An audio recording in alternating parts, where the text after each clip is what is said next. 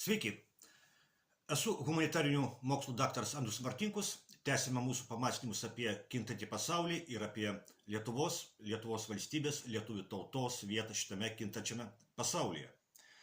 Dėkoju Stanislavai už kanalo paramą, dėkoju už tai, kad žiūrite, už tai, kad prenumeruojate, už patiktukus, už komentarus.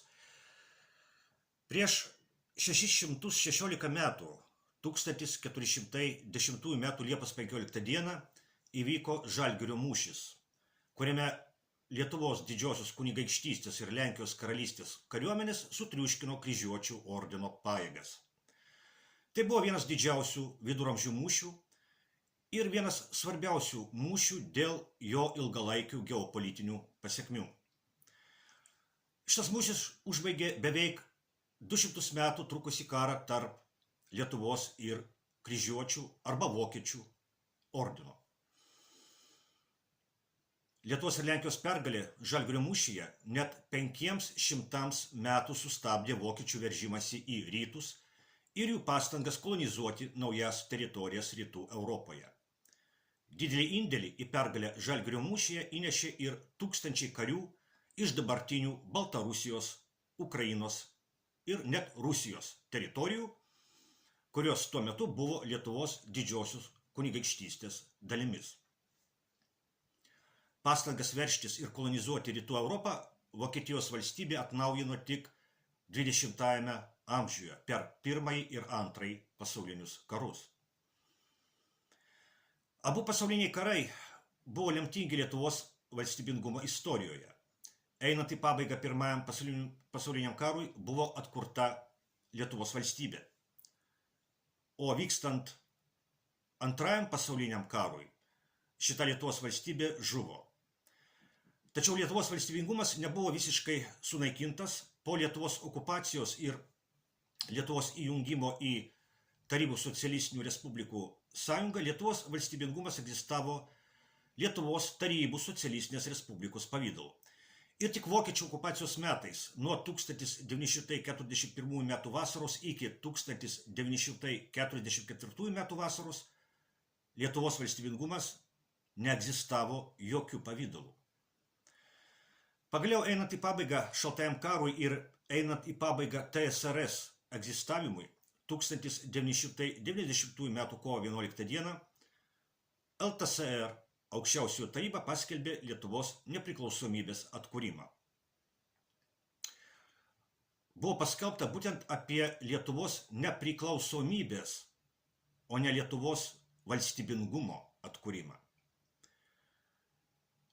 Jeigu Antrasis pasaulinis karas būtų baigęsis nacistinės Vokietijos pergalę, labai didelė tikimybė, kad 1990 metų kovo 11 dieną Lietuvos teritorijoje nebūtų buvę ką atkurti.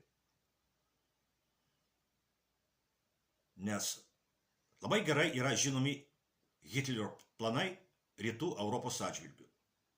Vietos lietuviškai Lietuvai tose planuose numatyta nebuvo. Taigi matome, kad esminės Lietuvos valstybingumo transformacijos, esminiai Lietuvos valstybingumo pokyčiai 20-ame amžiuje vyksta didžiųjų geopolitinių sukrėtimų metu. Pirmasis ir Antrasis pasauliniai karai ir Šaltojo karo pabaiga. Ir mūsų dabar gyvenama epocha, 21 amžiaus trečiasis dešimtmetis, yra tokio geopolitinio virsmo laikmetis. Jau 5 metai, kai Europoje vyksta didžiausias karas po Antrojo pasaulinio karo pabaigos. Ši vasara jau yra 5. šio karo vasara, o galėjo nebūti ne vienos šio karo vasaros. Šitas karas galėjo būti sustabdytas dar 2022 metų pavasarį, kai Rusijos ir Ukrainos delegacijos Stambule jau buvo sutarusios dėl taikos sąlygų. Deja, taika nebuvo ir nėra Ukrainos režimo šeimininkų tikslas. Ukrainos režimo šeimininkai, globalistų karo partija, Ukrainoje kariauja su Rusija už išsaugojimą tos pasaulio tvarkos, kurie atsirado po Šaltojo karo pabaigos, žlugus TSRS. Globalistams pasisekė po Maidano valstybės perversmo sukurti Ukrainoje neįtikėtinai korumpuotą ir cinišką režimą.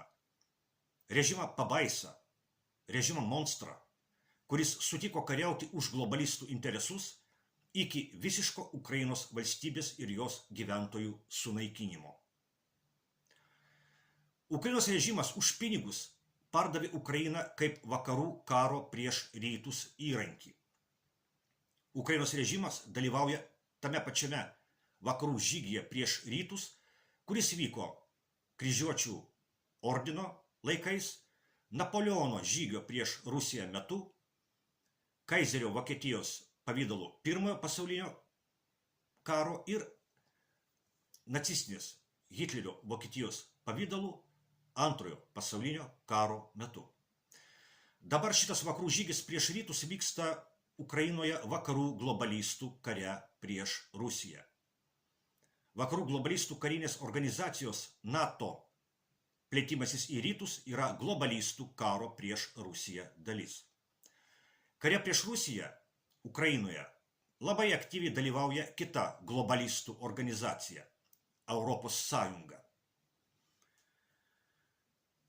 Lietuva yra ir Europos Sąjungos, ir NATO narė. Lietuvos režimas yra vienas labiausiai globalistų užvaldytų režimų pasaulyje. Todėl natūralu, kad Lietuvos režimas yra vienas didžiausių globalistų karo prieš Rusiją Ukrainoje palaikytojų. Todėl Lietuvoje šalia Lietuvos vėliavų kabo Ukrainos vėliavos. Tai liudija Lietuvos režimo pasirengimą pratęsti globalistų karą prieš Rusiją Lietuvos teritorijoje. Ir tai, aišku, kelia didžiulį pavojų Lietuvos valstybei ir lietuvių tautai. Einant į pabaigą Pirmajam pasauliniam karui, Lietuvos valstybingumo atkūrimo išvakarėse lietuvių mąstytojas Stasys Šalkauskis parašė knygą, kuri vadinosi Dviejų pasaulių takoskyroje. Du pasauliai – tai rytai ir vakarai, o takoskyroje tarp jų yra Lietuva. Šalkauskis šioje knygoje rašė, cituoju, norėdama gyvuoti ir klestėti, lietuvių tauta privalo savo politikoje ir civilizacijoje išlaikyti pusiausvyrą tarp rytų ir vakarų, o istorija rodo, kad ji sugebėdavo įveikti savo padėties sunkumus tokiu mastu, kiek būdavo įvykdoma šį sąlygą. Citatos pabaiga.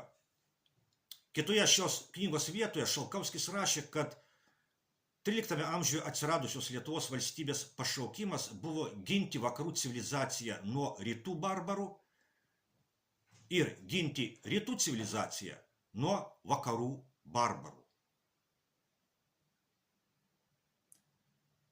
Kas tie rytų ir vakarų barbarai? Rytų barbarai – tai totorių ordos, o vakarų barbarai – tai vokiečių ordinai. Totorių ordos ir vokiečių ordinai. Barbarybės pavydalai, anot Šalkauskio. Žalgirio mūšis buvo rytų Europos tautų pergalė prieš vakarų barbarus, prieš vokiečių ordiną. Šiandien globalistinis Lietuvos režimas kariauja vakarų barbarų pusėje, nes vakarų globalistai yra barbarai. Barbarai yra tie, kurie naikina kultūrą, naikina civilizaciją, o globalistai naikina Europos kultūrą. Globalistai kovoja prieš krikščionybę. Globalistai naikina Europos tautas. Globalistai griauna tradicinės vertybės, pavyzdžiui, tradicinę šeimą kaip vyro ir moters sąjungą. Po TSRS žlugimo globalistai jau beveik 40 metų vykdo Europos kultūros ir Europos tautų naikinimo darbą. Tik pažiūrėkime, kaip per tuos 40 globalistų valdymo metų pasikeitė Europos miestų tautinis veidas. Kai kurie Europos miestai jau nebepanašus į Europos miestus. O moralinė Europos degradacija, o gėjų paradai.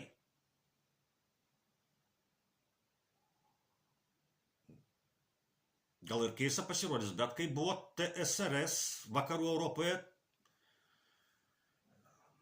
tokių nesąmonių nevyko. Taigi tai yra globalistų valdymo vaisiai. O kaip pasikeitė Lietuva per globalistų valdymo dešimtmečius? Lietuvių tauta Lietuvoje sparčiai nyksta ir sparčiai Lietuvoje daugėja ne Europos tautų atstovų. Tai akivaizdu Lietuvos miestų gatvėse. Ir štai už visą tai globalistai kariauja Ukrainoje prieš Rusiją. Globalistai kariauja už savo valdžią, kurią jie gavo po TSRS žlugimo. Todėl globalistai kovoja su antiglobalistinėmis jėgomis Europoje ir kaltina jas už neva veikimą Rusijos naudai. Na, pavyzdžiui, alternatyvos Vokietijai atvejis. Arba Eduardo Vaitkaus atvejis Lietuvoje. Globalizmas turi daug atviro satanizmo bruožų. Globalizmas yra mirties kultas. Globalizmas dirba tradicinis Europos naikinimo darbą. Globalizmo mirties kultas ypatingai pasireiškia kare Ukrainoje. Prieš kelias dienas staiga miręs aršus globalistas ir rusofobas, Jungtinių Amerikos valstijų senatorius Lindsey Grahamas sakė, kad karas Ukrainoje yra puikiai Amerikos pinigų investicija, nes žūsta daug rusų. Už tai ir kariauja Lietuvos režimas Ukrainoje, kad žūtų kuo daugiau rusų, net jei tam reikės, kad žūtų visi ukrainiečiai. O po to ateis ir lietuvių eilė.